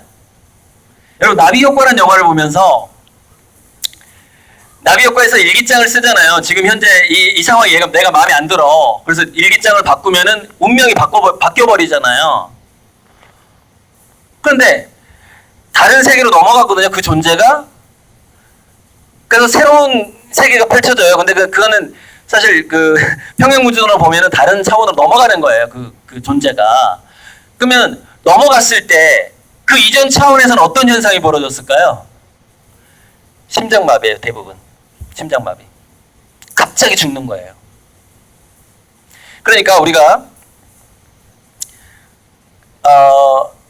이게 다른 그러니까 오늘 그 얘기 하려고 그랬는데 참 질문이 좋았네. 무슨 얘기냐면 나중에 이제 여러분 시뮬라크르라고 그래가지고 가상현실이 우리 미래를 덮치게 돼요. 우리가 이제 이렇게 고글을 쓰고 가상현실을 체험하게 되거든요. 그게 다른 차원인 거예요. 그런데 가상현실을 다루는 영화에서 다른 차원을 더 동경하게 되는 사람들이 맞이하는 마지막 결론이 있습니다. 그게 뭐냐면은 자살이에요. 자살. 현실 세계를 떠나요. 그러니까 지금 우리도 마찬가지예요. 우리는 굉장히 무수한 다른, 그러니까 우리가 한꺼번에 우리의 미래로 갈 수가 없죠. 한순간 한순간 살면서 미래로 가야 되잖아요. 예전에 또 여기에 관련된 영화가 참 많은데 리모컨으로 미래로 돌리는 영화 있었어. 나 영화 제목이 생각이 안 나네. 근데 그 사람이 뭐냐면 내가 10년 후에 저 회사의 사장이 되고 싶다 이렇게 생각을 해. 근데 사장 되는 과정이 너무 짜증나는 거야. 이게 막 뭐 이렇게 일도 많고 그래가지고 근데 그 신비한 리모컨을 주는 거야. 그 리모컨으로 시간을 딱 이렇게 돌리면 갑자기 10년 후가 돼 있는 거야. 자기 사장이 돼 있네? 근데 자기가 과거에 문제는 뭐냐면 너무 빨리 갔기 때문에 그 10년 동안 어떤 노력을 했는지 기억이 안 나는 거야. 그래서 그 사람이 마지막에 후회하는 게 뭔지 알아요? 자기 자식이 4살이었는데 갑자기 14살이 돼 있어. 근데 그 10년 동안 자기 자식이랑 나눴던 추억이 하나도 생각이 안 나는 거야. 너무 빨리 성취. 그걸 가장 후회를 합니다. 그러니까 그걸 이제 과정을 즐기라는 얘기인데 특히 이 본인의 그 육체를 가지고 있는 어떤 이 감각 있죠. 이 감각. 이게 소중함을 느껴야 돼요. 안 그러면은 아프거나 죽어요. 정말로. 그게 제가 공부한 바에 의하면은 심장마비가 그렇게 연결이 돼 있어요. 굉장히 무서운 겁니다. 그런 이야기를 하는 어떤 내용들을 봤어요. 그래서 해주는 얘기고. 아무튼 넘어가자. 자, 다음 질문. 네. 저기 너무 편파 그쵸? 선생님 저기 노란색 끈. 네. 그리고 바로 옆에 있는 친구들은요 서로 질문 좀 공유를 해서 저렇게 모아주면 좋겠어요. 아 거기 둘 중에 한 명. 그래. 오케이. 안녕하세요. 7번 김윤정이라고 합니다. 네. 저는 방송작가를 꿈꾸고 있는데요. 언론에서는 자신의 가치관 또는 자신의 생각들이 방송 프로그램 등에 반영되는 경우가 많습니다. 이런 경우에도 인공지능이 대체될 수 있을 거라고 보시나요? 이거예요. 인공지능 베스트셀러 작가가 나온다고 해요. 약 2030년경에 소설을 쓸 수가 있다는 거죠. 인공지능이. 지금 인공지능이 작사 작곡도 해요. 현재. 그러면은 소설까지도 쓸 수가 있겠죠. 자, 그런데 인공지능 제가 이거에 대해서 간단하게 얘기하자면 인공지능은 빅데이터를 알고 있고 그 중에서 좋은 것들을 잘 고르고 또는 평균을 내는 것을 굉장히 잘해요. 인공지능은. 제가 아까 여러분들 두뇌 안에 있는 다양한 차원 속에서 차원을 믿고 두뇌 안에 다양한 차원이 있다는 걸 믿고 거기서 자기만의 독특한 색깔을 한번 찾아봐라. 꺼내봐라. 우리 두뇌 속에서 그런 무한한 세계가 지금 현재 두뇌에서 돌아가고 있기 때문에 그렇게 얘기하는 이유가 뭐냐면 인공지능이 가장 하기 힘든 게 그러니까 이거예요. 뭐냐면 우리 세포는 38억 년의 그 역사를 가지고 있다고 그랬잖아요. 뭐 지금 과학자들 이야기지만 뭐 그것도 틀렸을 수도 있지만 어쨌건 현재까지 우리 교과서에서 배우는 바에 의하면 38억 년인데 38억 년 동안 생물학적인 생화학적인 양자 컴퓨터. 살아있는 세포에 장착된 양자 컴퓨터를 우리 세포가 진화시켜 왔다라는 표현이 가능해요. 이게 그게 가능하고, 그런데 그렇게 해서 의식과 지능을 갖게 된 인간이 스스로 양자 컴퓨터를 만들고 있어요. 근데 지금 나와 있는 그 양자 컴퓨터의 성능이 실제로 우리 신입스 차원에서, 생물학적인 차원에서 벌어지는 그 수준까지 가려면 정말 3,000년이 걸릴지도 몰라요. 3,000년이. 그러니까 무슨 얘기냐면은, 그런데 우리 인간의 그 능력이라든가 그 의식 같은 것들이 지나치게 너무나 평균화되어 있기 때문에, 우리가 한국인 하면 한국인적인 막 특성 이렇게 너무 평균화되어 있단 말이에요. 공무원 하면 막 공무원적인 특성 막 이런 식으로. 그러다 보니까 우리 두뇌 안에 있는 무한한 상상력 중에서 좀 더 특이한 것이라든가 좀 외곽 지역에 있는 거, 좀 아까 제가 순임금의 직기 양단을 얘기했죠. 극과 극으로 좀 굉장히 색다른 것들에 대한 그런 것들을 잡아내는 그런 능력들이 많이 제한돼 있어요. 그리고 그것을 많이 제한하는 곳이 학교예요. 공교육이고. 여러분들 그 함정에 빠져 있다고 보면 돼 지금. 사실 여기는 어떤 놀라운 함정, 아주 중요한 함정이기도 하지만 어쩌면 좀 비참한 함정일 수도 있어요. 그 학교라는 공간은. 그러니까 그 얘기는 뭐냐면은, 굉장히 본인 스스로가 어떤 독특한 상상과 독특한 경험들을 위해서 굉장히 적극적으로 노력해야만이 미래의 작가가 될 수 있을 거예요. 그러니까 인공지능이 쓴 소설하고 내가 쓴 소설에 차별점을 주기 위해서는 흔히 인터넷에 올라와 있는 나의 체험담 정도의 수준이면 안 되는 거예요. 사실은 좀 더 자기가 독특해야 되는 거예요. 그래야지 아마 인공지능 소설이 팔릴 때, 인공지능이 쓴 소설이 팔릴 때 내가 쓴 소설도 팔릴 거예요 아마. 됐죠? 그만 얘기할게요.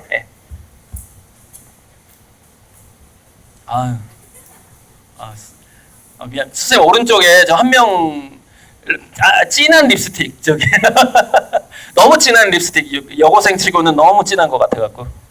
네.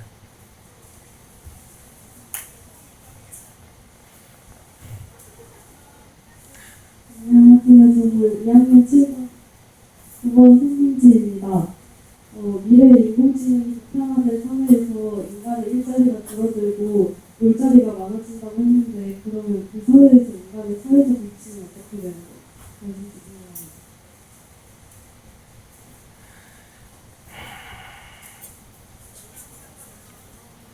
여러분 이런 거예요.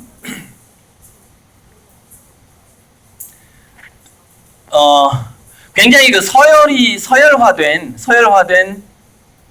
문화가 굉장히 많은 데가 그 감옥이래요. 감옥. 누가 먼저 감옥에 들어왔나부터 또 누가 조폭 두목이냐부터 시작해가지고 거기는 힘 같은 걸로 그런데 그런 감옥이라 할지라도 굉장히 막강한 어떤 조폭 두목이 그 누구도 건드릴 수 없는 막강한 힘을 가진 조폭 두목이 그 교도소에 가가지고, 오늘부터 우리 교도소에서는 서열 없어. 다 친구야. 친구해. 그럼 친구할 수밖에 없는 거예요. 자, 이런 일이 우리나라에서 한번 일어난 적이 있었어요. 언제죠? 히딩크가 와서 맨 처음에 선후배 선수들한테 어떻게 했죠? 이름 불러. 선배님 없어. 선배 후배 없어. 서로 이름 불러. 감독이잖아. 그러니까 미래 사회의 인간의 지위라는 것은 더 평등해질 수밖에 없습니다. 왜냐하면은 인공지능이 싫어하는 것 중에 하나가 그 서열 같은 거야. 그러니까 뭐 이렇게 무슨 복종 관계 그 이해를 못해. 그리고 그런 걸 별로 좋아하지 않는 존재가 지구상에서 점점 막강한 힘을 획득했을 때는 바로 히딩크가 와서 했던 그런 현상. 그다음에 더 막강한 조폭 두목이 가서 우리 교도소에서 앞으로 서열 없어. 다 친구야. 다 평등해. 다 똑같이 나눠 먹어. 하면은 그거 따라야 되거든. 안 따르면 자기 죽으니까. 그런 현상이 펼쳐질 겁니다. 그래서 이렇게 되는 거예요. 자, 일자리는 인공지능 로봇한테 많이 넘어가요. 그리고 아무래도 즐기고 노는 것이 우리 인간의 몫이 될 거예요. 우리는 그 호르몬, 우리 즐기는 호르몬을 벗어날 수 없는 생물학적인 존재이기 때문에 그렇게 될 거예요. 그런데 훨씬 더 그 생산을 잘하고 유능할 거예요, 인공지능이. 근데 우리는 이렇게 되는 거죠. 뭐 예를 들어서 이 중에서 한 명이 너무 유능해가지고 여러분이 다 할 수 있는 일을 다 잘해버린다. 그러면 2등, 3등, 4등, 4등, 17등 이런 게 의미가 사라져버려요. 왜? 1등이 다 해버리니까. 그런 방식으로 과거에 우리가 그 더 유능하다, 덜 유능하다, 뭐 이런 개념들이 인공지능 시대가 오면 아예 사라져버려요. 아무튼 이 정도만 얘기할게요. 됐죠?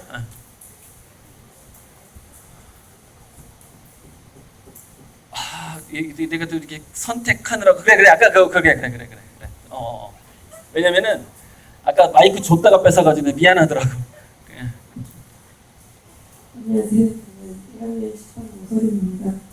아까 5차 산업혁명에 대해서 설명해 주셨는데 인공지능이 자신들의 세상을 만들 것이라고 하셨는데 그렇게 된다면 많은 사람들이 우려하는 인공지능이 인간을 지배할 수도 있다고 생각이 되었는데요. 이에 대해서 어떻게 생각하십니까? 그러니까 지배라는 것, 그러니까 내가 누군가를 지배하고자 하는 그 욕망이라는 것은 뭐 자기 이익이나 또는 자기 쾌락이나 어떤 자기 편리함 같은 거, 우리가 식민지 제국들이 식민지를 지배했을 때 얻을 수 있었던 것들은 물건값을 굉장히 싸게 가져와서 뭐 돈도 벌 수 있었고, 그 다음에 내가 하기 싫은 일을 노예들이 다 해주고 이랬잖아요. 그런 게 있을 때 지배라는 개념이 가능해요. 누군가를 이렇게 써먹는다라는 개념이. 근데 어찌 보면 인공지능은요, 인간을 써먹는 이유가 없어요. 어디다 써먹어요, 인간을? 그러니까 그게 서열도 사라지고요, 인공지능이 굳이 인간을 필요로 하지가 않아요. 그러니까 인공지능은 인공지능만의 굉장한 유능한 일들을 해나갈 거예요. 그리고 뭐랄까, 인간이 미래에 그 발달해야 될 인공지능하고 어차피 대결이 불가능해요. 그건 사마귀가 전차에 탱크한테 달려드는 거하고 똑같아요. 벌레가 탱크한테 달려드는 건 무모한 일인 것이죠. 지배가 아니라 이렇게 표현하는 사람들이 많아요. 너무 유능한 노예 때문에 모든 인간이 귀족이 될 것이다 라고 표현하는 사람이 있어요. 그리고 저도 그렇게 표현해요. 우리 인간은 굉장히 인문학을 즐기고 예술을 즐기고 놀이를 즐기는 그런 과거의 로마 시대 귀족들이 즐겼던 그 삶들을 누리게 될 거다, 이렇게 봐요. 너무 유능한 인공지능이 나온, 걔네들 우리 안 써먹어요. 써먹을 데가 없어서. 그렇게 보시면 돼요. 저기 건강한, 아니 까만색 옷. 제가 이렇게 그냥 이렇게 스펙트럼으로 이렇게 한 명씩 이렇게 위치를 다양하게 이렇게 할게요. 이렇게 가깝게 멀리 이렇게 다양하게. 마이크. 아까 또 얘기하셨듯이 현대 공교육은 저희 2학년 13반 6반 김지현입니다. 아까도 얘기하셨듯이 저희 공교육은 저희의 상상력을 자극시켜준다기보다는 상상력을 제한하는 느낌이 많이 드는데 저희 학교나 공교육이 어떻게 바뀌어야지 학생들이 상상력을 가지고 자기가 진정으로 원하는 것을 찾을 수 있을지 찾을 수 있을 것이라고 생각하는지 궁금합니다. 한국적 현실에서 말씀을 좀 드릴게요. 인간의 두뇌는 우리 그 매슬로우가 얘기했듯이 소속감, 즉 관계가 없이는, 그러니까 인간의 두뇌가 발달한 두 가지 굉장히 중요한 게 사회적 관계를 형성하기 위한 노력, 또 하나가 기후 변화라든가 주변의 그 우리 목숨을 위협하는 환경으로부터 생존하기 위한 노력. 이 두 가지가 인간의 지능을 만들었다고 해요. 지금까지 나온 이론으로는. 그래서 인간의 두뇌는 그 사회적인 관계를 유지하기 위해서 머리를 써왔기 때문에 뭐에 약하냐면 전염성이 좀 있어요. 무슨 얘기냐면은 자기 주변에 창의적인 애들이 많으면 자기 두뇌도 차기적으로 바뀌어가요. 유유상종이라고 그러죠. 두뇌가 그렇게 근묵자흑이란 말 들어봤죠. 자기 옆에 있는 두뇌를 닮아가려는 특성을 갖고 있어요. 그래서 여러분 우리나라에서 또는 해외에서 다 포함해서 진짜 창의적이고 반쯤 미친 것처럼 뭔가를 즐기고 이런 애들이 어디 많이 있는지를 생각해 보시고 그 집단 안으로 들어가야 돼요. 더 이상 세부적으로는 얘기 안 할게요. 예. 너무 진지해. 미안해. 안 시키면 너야. 점. 여기 맨 앞에. 점. 네. 점 하니까 다 알아들어.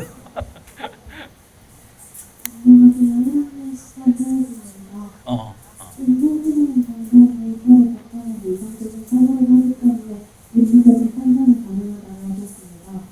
하지만 보통 인간은 윤리적인 사고를 한다는 것은 상황의 발생원인과 그리고 취지 그리고 신뢰를 고려하여 판단을 내리는 것이라고 생각합니다. 상황에 발생하고 뭐 다시 한 번만. 상황의 발생원인, 취지 그리고 심리적 여러 가지 요인을 고려하여 판단을 내리는 것이라고 생각합니다.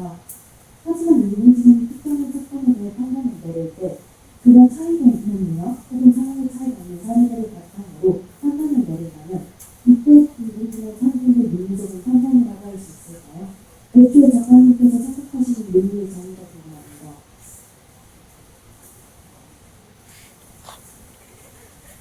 자, 내가 이해하는 만큼 대답을 할게.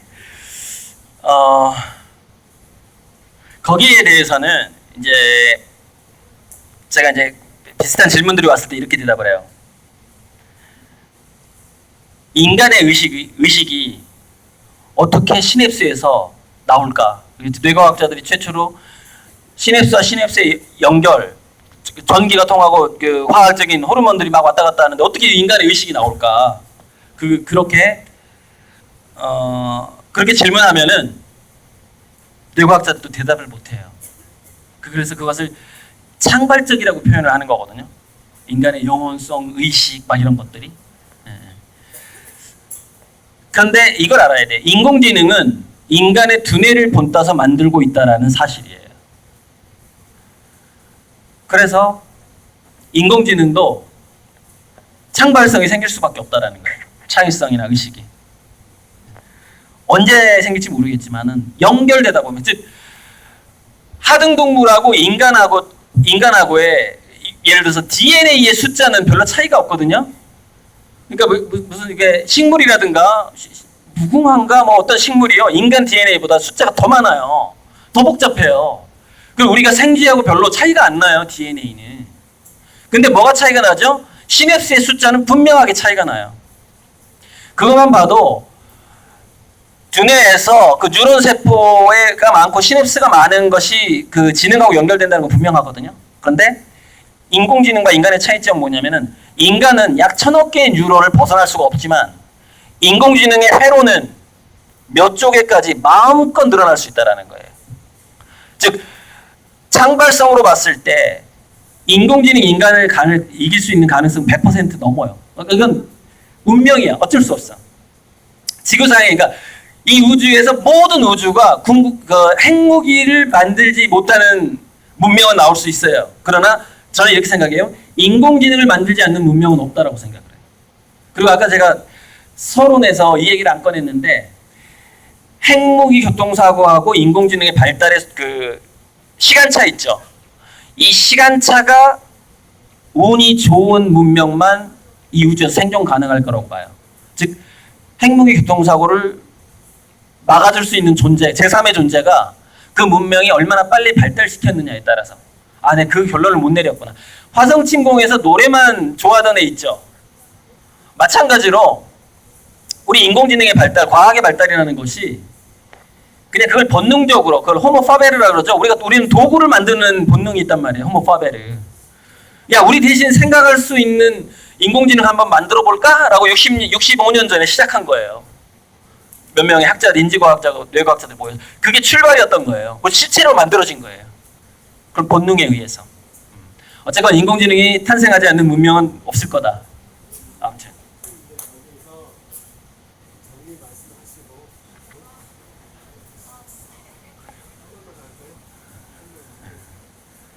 미안해. 아, 선생님, 죄송해요. 띄워야 되네.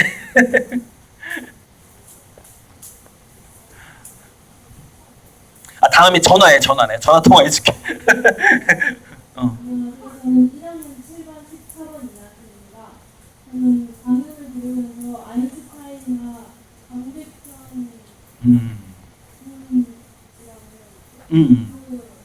천재 같은 사람들이 생각을 항상 한다고 하는데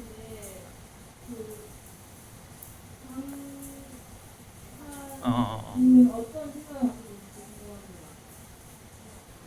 아니, 그냥 내 얘기는 좀 나중에 따로 하기로 하고, 이 질문에 대해서 좀 약간 이제 질문의 취지랑 좀 다른데 이런 대답을 좀 해주고 싶어요. 천재성이라는 것은, 천재성이라는 것도 굉장히 다양하다는 얘기를 저는 해주고 싶어요.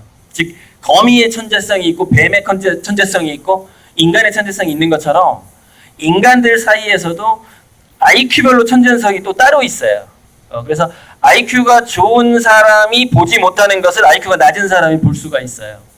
그러니까 우리가 그거를 이제 지능 상대성이라고 그러는데, 그러니까 침팬지하고 인간하고 둘 다 아무것도 밀림에 대해서 배우지 않았어요.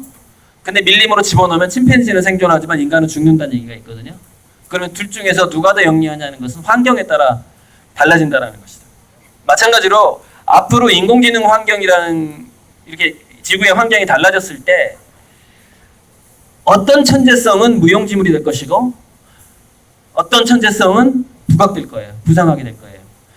근데 저는 그 천재성 중에서 싸이 같은 천재성 있죠. 약간 또라이 같으면서도 잘 놀고 막 이런 천재성이 부각될 것은 분명하다라고 보는 거예요. 네, 이 정도만 얘기할게요. 정리할까요? 네. 그러면은 제 유튜브에 들어오셔서 댓글로 질문하면 전 다 대답해 주거든요. 모든 사람한테 굉장히 길게. 그러니까 저는 밤새서 대답해줘요. 댓글로. 또는 글로 쓰기 너무 복잡하면 그냥 내가 나한테 전화해서 전화번호 알려줘 버려요. 그냥 이렇게 통화해버리는데, 또 유튜브 구독 좀 해주시고, 그리고 유튜브를 자주 보지 마요. 여러분 학생이잖아 지금. 내가 아까 저 학생이 얘기했을 때 내가 직접적으로 얘기 안 했지만 그게 뭔 줄 알아요? 아직까지 우리나라는요, 명문대에 가면 창의적인 애들이 더 많아요. 이거는 부인할 수가 없다는 사실이에요. 알았죠? 그래서 그쪽 되게 가늠을 잘해야 된다. 그거를 조율을 잘해야 되고, 유튜브에 질문 남기시면 내가 대답 다 해드릴게요. 네, 감사합니다. 네. 네.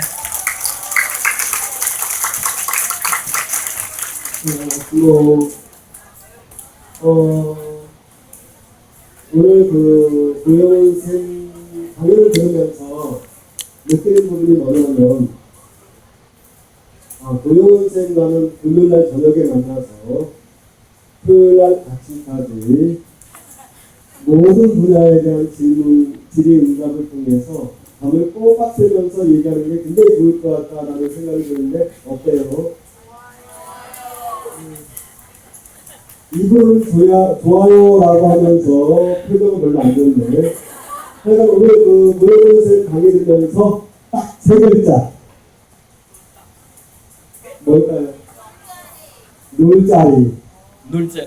맞아요. 저는 드라마를 보면서 참 재밌는 게, 저렇게도 드라마가 아니라 방송 보면서 저렇게도 돈을 벌 수 있겠구나라고 느낀 부분이 뭐냐면, 뭉쳐야 뜬다. 훨씬 놀잖아요. 열심히 일부러 얘기하면서 막 노는데, 저런 아이템이 지금에서의 주된 유형이 됐다는 생각이 들고, 그래서 어쩔 수 없어요. 제가 공동 만든 거 아니에요. 저도 거기에 포함되어 있는데 공동 만든 게 아니고 하여간 주어진 조건 내에서 최대한 놉시다. 제가 노는 것은 그냥 엎드려 자는 것이 아니라 여러 가지 상상하는 얘기죠. 자, 오늘 모시기 너무너무 어려운 분이 모셨습니다.